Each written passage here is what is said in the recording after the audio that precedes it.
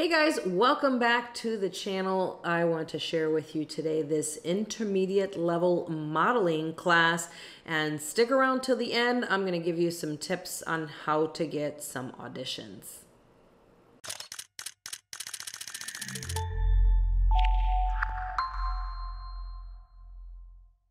All right, guys, so one of the things that we want to work on in this intermediate level modeling class is on how to pose. Posing is incredibly important. I'm sure that you've seen pictures before of people just kind of standing there, someone who has no idea how to pose, and it's just really uncomfortable, and it just conveys a really kind of bizarre feel and look in a photo if you don't know what you're doing in front of the camera.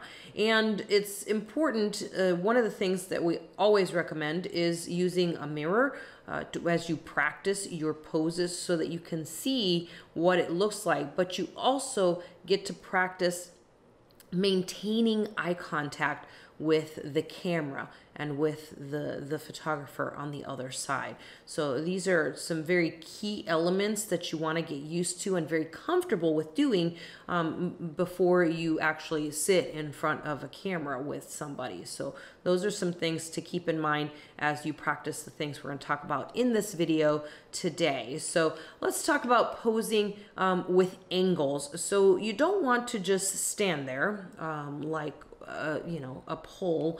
So you want to use your arms, your legs, and the movement of your head as well to create angles with your body. And you can do that very easily, and you want these movements to be very fluid as you're practicing in front of the mirror. You don't want this to seem robotic or mechanical. You want to move slowly and fluidly between your poses. So you don't want to rush through, because the photographer may want you to hold it a little bit longer if he really likes a particular pose, or he, may want to take several shots with different angles using your head or something like that with those poses. So make sure that you're learning as you're posing and practicing to move in a nice fluid motion, as opposed to just quickly flipping through them like, they're just discarding them very quickly. So start out.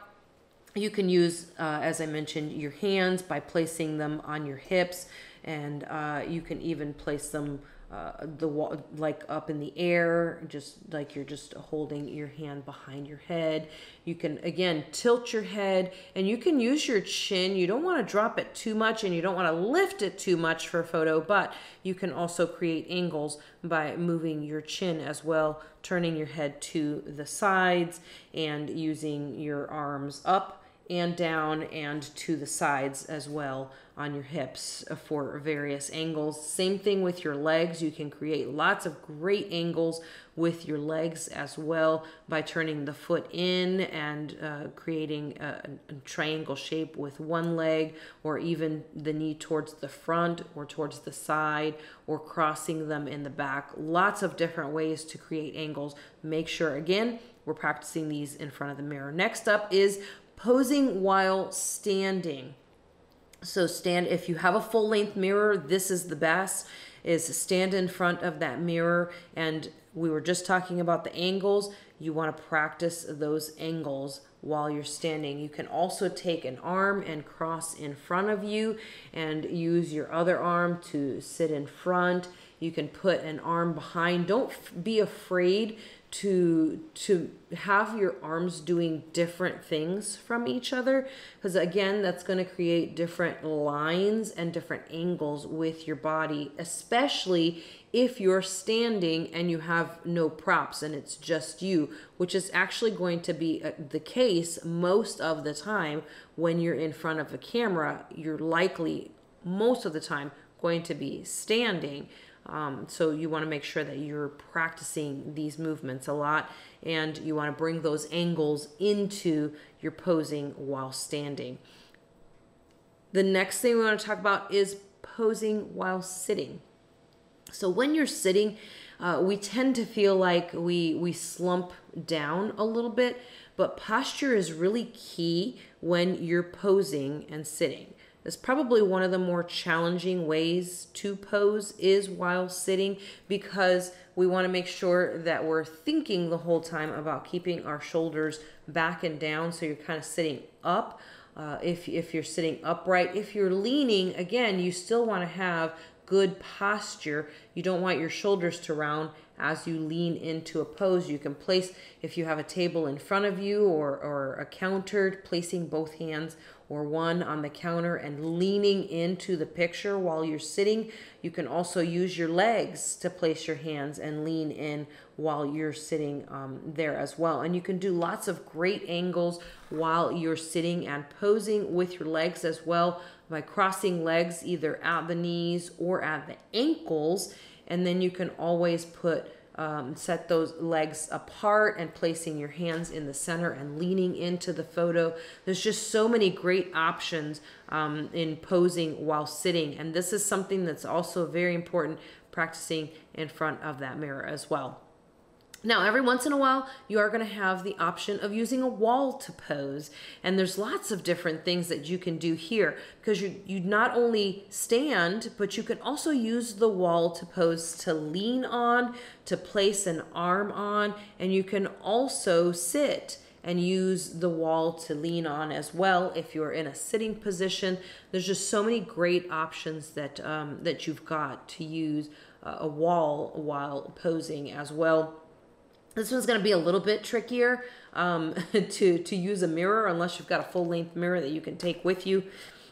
But you can set it, you know, someplace else in your room, or someplace where you've got maybe a wall that you can pose up against, and to practice using that wall. Again, just, you know, placing your elbow or leaning up against with your back, or even setting your foot on that wall and leaning. There's a lot of beautiful movements that you can do with this, but you do have to practice them. And keeping in mind, again, you don't want to move too fast. When you're using the wall, you don't want to do a pose that's going to require too much balance or kind of awkwardness, because you'll tend to zip through that real quick. So it's something that you want to hold for a little bit longer. Next is, there are a lot of differences in posing inside in a studio or in an indoor setting as opposed to posing outside. There's a lot of things that come into play.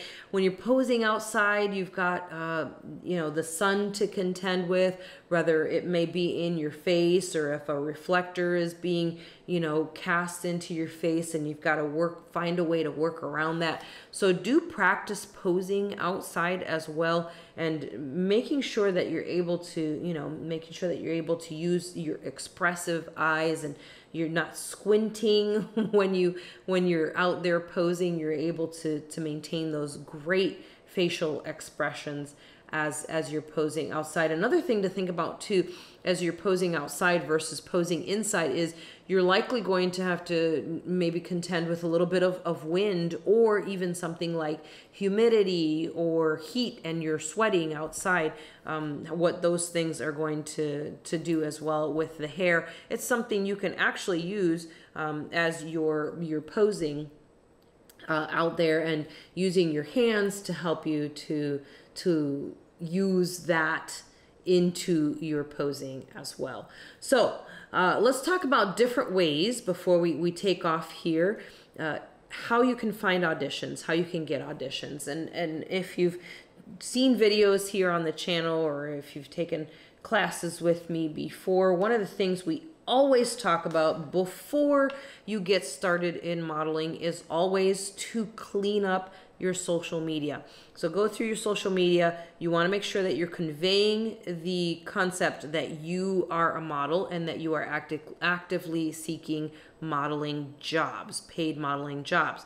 But you don't want to hide the fact that you don't have a lot of experience. So you do want to offer the availability of doing collaborations, the possibility of doing those with photographers as well, in order to get some more shots that you can use for a portfolio and to build your experience as well. But even if you're a beginner, you can still audition for paid jobs as well. Another thing that we always talk about is once you've cleaned up your social media, it looks professional, you say you're a model on there, and you have an email address that you use for collaborations and for job possibilities and for audition possibilities. You also want to actively be working on trying to get auditions and trying to get jobs. And way to do that is to follow agencies on social media, specifically on Instagram, as well as local photographers. You can do any photographers really, but local photographers are important because that way it's somebody that you'll be able to access fairly easily and fairly quickly from your local area. So make sure that you're sending out those messages. Leave honest comments on their posts as well. If you see a local photographer puts a great picture up, says, wow, that's an amazing shot, would love to have the opportunity to work with you, different things like that.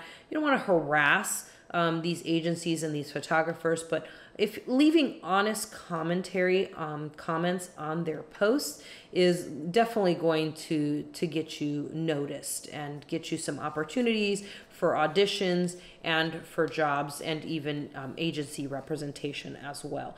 Hopefully this video was very helpful to you guys. If you haven't seen the beginner level modeling class yet, make sure to check that out. This is the intermediate, and we do have an advanced video coming out as well. Don't forget to subscribe to the channel. Turn on the notifications so you can get a notice every time we post a new video. Give me a like on this video, and I wish you the best of luck on your next audition.